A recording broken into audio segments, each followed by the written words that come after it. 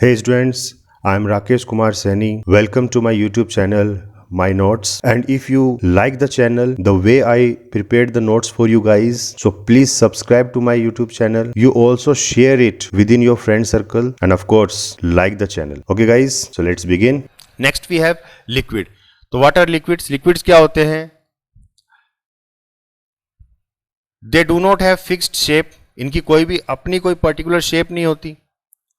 इनकी अपनी कोई भी पर्टिकुलर शेप नहीं होती। जैसे मान लीजिए इस ग्लास में देखिए आप, इसमें ये पानी भरा हुआ है यहां तक ना, इस ग्लास के अंदर ये पानी भरा हुआ है। तो अब इस पानी की शेप कैसी हो गई? इस ग्लास की शेप, ग्लास के हिसाब से इसने, इस पानी ने अपनी शेप ले ली। अब इस पानी को जब आप इस ग्लास में डालोगे तो ये इस ग्लास के हिसाब से अपनी शेप बना लेगा, ठीक है ना। और जब आप इसको इसमें डाल दोगे तो ये इस ग्लास के हिसाब से अपनी शेप बना लेगा, ट्रायंगुलर, ठीक है ना। ऐसे जब आप इसको बीकर में डालोगे तो ये उसके हिसाब से अपनी शेप बना लेगा, ठीक है ना। तो जिस भी हम इसको कंटेनर में डालेंगे, लिक्विड क्या करता है, उस हिसाब से अपनी शेप बना लेता है। क्यों? क्योंकि इसकी अपनी कोई फिक्स्ड शेप नहीं होती है। दे ऑक्यूपाई फिक्स्ड वॉल्यूम, और एक पर्टिकुलर वॉल्यूम ऑक्यूपाई करते हैं। जैसे हमने इसमें डाल दिया तो कुछ वॉल्यूम इसने यहाँ ऑक्यूपाई किया, फिर इसके अंदर डाल दिया तो इसके हिसाब से कुछ वॉल्यूम ऑक्यूपाई करेगा। तो एक वॉल्यूम तो ऑक्यूपाई करते हैं, ठीक है ना, एक जगह तो कवर करते हैं ये, लेकिन इनकी कोई शेप नहीं होती। They are not rigid therefore can flow. अब रिजिड मतलब सख्त नहीं है, ये हार्ड नहीं होते, तो इसका मतलब क्या है कि ये फ्लो कर सकते हैं, ये बहेंगे, ठीक है ना, ये फ्लो करते हैं, बहते हैं ये। They have lesser density as compare to solids. तो सॉलिड के मुकाबले अगर कंपेयर किया जाए तो इनकी जो डेंसिटी होती है वो क्या होती है? कम होती है। बेसिकली डेंसिटी होती क्या है? डेंसिटी होती क्या है? मास पर यूनिट वॉल्यूम। तो अगर एक यूनिट वॉल्यूम हम ले लेते हैं तो उसमें कितना मास उसका आएगा। तो मान लीजिए एक हमने बाल्टी ले ली, सेम बाल्टी है, दो बाल्टी हमारे पास सेम। तो एक बकेट में तो आपने भर दिया पानी और एक बकेट में आपने भर दिया सैंड, और दोनों बकेट की साइज सेम है, तो दोनों क्या सेम वॉल्यूम कवर कर रही हैं। लेकिन जब आप वजन करोगे तो वजन सबसे ज्यादा किसका होगा? सैंड का होगा। तो सैंड क्या है? सॉलिड है। तो इसका मतलब सॉलिड के अंदर डेंसिटी क्या होती है? ज्यादा होती है, और लिक्विड के अंदर कम होगी। तो liquid have lesser density as compare to solids. तो सॉलिड्स के कंपेरेटिवली इनकी जो डेंसिटी है वो कैसी होती है? कम होती है। दे शो डिफ्यूजन ऑल्सो। डिफ्यूजन भी ये शो करते हैं। कैसे शो करेंगे डिफ्यूजन? तो diffusion of gases into liquids. तो जो लिक्विड है, जो लिक्विड कंटेनर है, उसके अंदर इजिली गैस डिफ्यूज हो सकती है, ठीक है ना। क्योंकि ये मान लीजिए आपका कोई कंटेनर है और ये लिक्विड है, तो ये लिक्विड पार्टिकल्स हैं सारे के सारे, ये सारे के सारे क्या हैं? लिक्विड के पार्टिकल्स हैं, ठीक है ना। अब लिक्विड के अंदर जो पार्टिकल्स होता है उसके अंदर गैप होता है, ठीक है ना। एज कंपेयर टू सॉलिड इनके अंदर गैप जो है ज़्यादा होता है। तो इस गैप के अंदर हम इजीली एयर को फिल कर सकते हैं, ठीक है ना। जैसे आप अगर हम कोका कोला की बात करें तो कोका कोला के अंदर जो लिक्विड होता है वो जस्ट इतना रहता है, थोड़ा सा, इसमें से खाली 20% इसमें लिक्विड रहता है, बाकी सारी क्या रहती है? इसमें गैस रहती है। तो जैसे ही हम एक गैस भर देते हैं तो ये लिक्विड क्या होता है? फूल जाता है, और फूल के यहाँ तक, तो आपको लगता है कि ये यहाँ तक भरा हुआ है, लेकिन इसमें 75% या 70 to 75% इसमें क्या होती है? गैस होती है, ठीक है ना।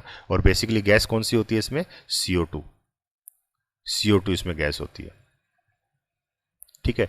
तो यानी कि गैस हमने क्या कर दी? मिक्स कर दी लिक्विड के अंदर। तो इसका मतलब क्या हो गया कि डिफ्यूजन हो सकता है, ठीक है ना। तो हमने डिफ्यूज कर दी गैस को। तो diffusion of gas in liquids, तो लिक्विड के अंदर जो गैस है वो डिफ्यूज हो सकती है। ऐसे ही diffusion of liquids in liquids, तो लिक्विड के अंदर दूसरा लिक्विड भी डिफ्यूज हो सकता है। जैसे मान लीजिए हम कोई भी, जैसे लेमन वाटर ले लो आप, तो वाटर ले लो, ठीक है ना, वाटर ले लिया आपने और उसमें आप 2-4 नींबू निचोड़ दो, ठीक है ना।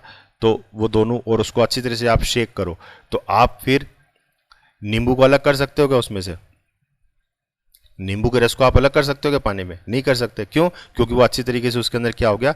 डिफ्यूज हो गया, मतलब उसके अंदर समा गया वो, ठीक है ना, डिफ्यूज हो गया उसके अंदर। तो diffusion of liquid into liquid, तो लिक्विड के अंदर लिक्विड डिफ्यूज हो सकता है। ऐसे ही लिक्विड के अंदर गैस भी डिफ्यूज हो सकती है। और diffusion of solids into liquid, तो लिक्विड के अंदर जो है सॉलिड भी जो है डिफ्यूज हो सकता है। तो लिक्विड के अंदर सॉलिड कैसे डिफ्यूज होगा?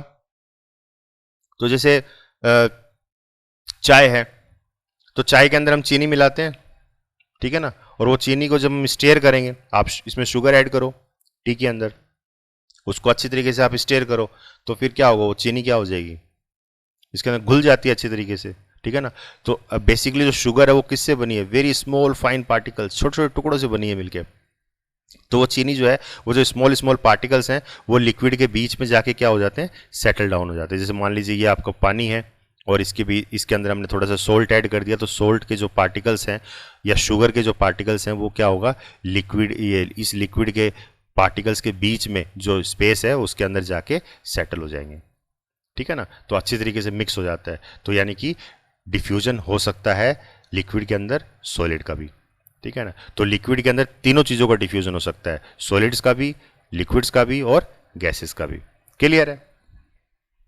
Next, kinetic energy increases with temperature, और जितनी ज़्यादा हम टेम्परेचर बढ़ा देंगे उतनी ही ज़्यादा काइनेटिक एनर्जी इनकी बढ़ जाती है। तो लिक्विड के अंदर जो भी पार्टिकल्स हैं, ठीक है ना, जो लिक्विड जिस पार्टिकल से बना है, अगर आप उसको एनर्जी प्रोवाइड करो तो इस पार्टिकल की क्या होगी, इसकी एनर्जी बढ़ जाएगी, ठीक है ना। आपने कभी भी देखा होगा, आप गैस के ऊपर आप कोई भी पतीला रखो पानी का और उसको गर्म करो आप, तो जब आप उसको ध्यान से देखोगे तो क्या होगा कि जो नीचे वाले पार्टिकल्स जो हैं, जो बिल्कुल हीट के कांटेक्ट में है, डायरेक्टली कांटेक्ट में है, वो उस एनर्जी को सबसे पहले अब्जॉर्व करेंगे और वो गर्म हो जाएंगे, और गर्म होके क्या होगा, उनकी काइनेटिक एनर्जी बढ़ जाएगी और वो धीरे धीरे क्या हो जाएंगे, ऊपर आ जाएंगे, ठीक है ना। और ऊपर जो पार्टिकल जो ठंडे थे, जो ठंडा है तो इसका मतलब उसकी डेंसिटी ज़्यादा है, तो डेंसिटी ज़्यादा है तो अपने वजन से वो क्या हो जाएगा, नीचे बैठ जाएगा, ठीक है ना। तो ऐसे एक सर्कल चलता रहता है, और फिर आप देखते देखते क्या देखते हो कि पूरा का पूरा जो है पानी गर्म हो गया। इस प्रोसेस को बेसिकली कंडक्शन मेथड बोला जाता है, ठीक है ना।